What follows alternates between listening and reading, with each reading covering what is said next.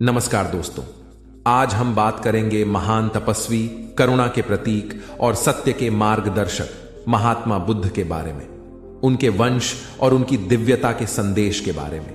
महात्मा बुद्ध का जन्म शाक्य वंश में हुआ था। यह वंश अपनी शौर्यता और धार्मिकता के लिए प्रसिद्ध था। उनका जन्म लुम्बिनी नामक स्थान पर राजा शुद्धोधन के घर हुआ। बचपन में उनका नाम सिद्धार्थ रखा गया, जिसका अर्थ है वह जो अपने उद्देश्य को प्राप्त करता है। राजमहल में सुख सुविधाओं के बीच पले बड़े सिद्धार्थ ने संसार के दुखों को देखकर यह समझा कि वास्तविक आनंद सांसारिक वस्तुओं में नहीं, बल्कि आत्मज्ञान में है।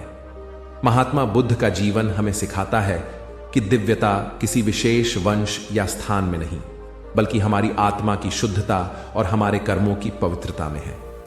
उन्होंने अपने संदेश से यह स्पष्ट किया कि हर व्यक्ति अपने भीतर बुद्धत्व प्राप्त कर सकता है। उनकी करुणा, अहिंसा और सत्य की शिक्षा हमें यह एहसास कराती है कि सच्ची दिव्यता केवल दूसरों के कल्याण में है।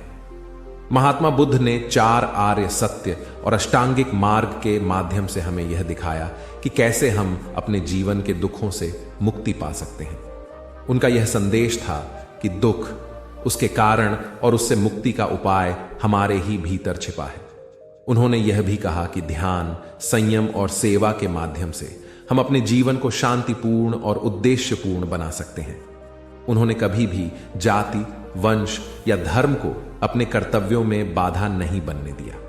उनका जीवन हमें यह सिखाता है कि सच्चा वंश वही है जहां आप अपने कर्मों से प्रेम, शांति और सत्य का प्रचार करते हैं। दोस्तों, महात्मा बुद्ध की दिव्यता उनके वंश में नहीं, बल्कि उनके ज्ञान और करुणा में थी।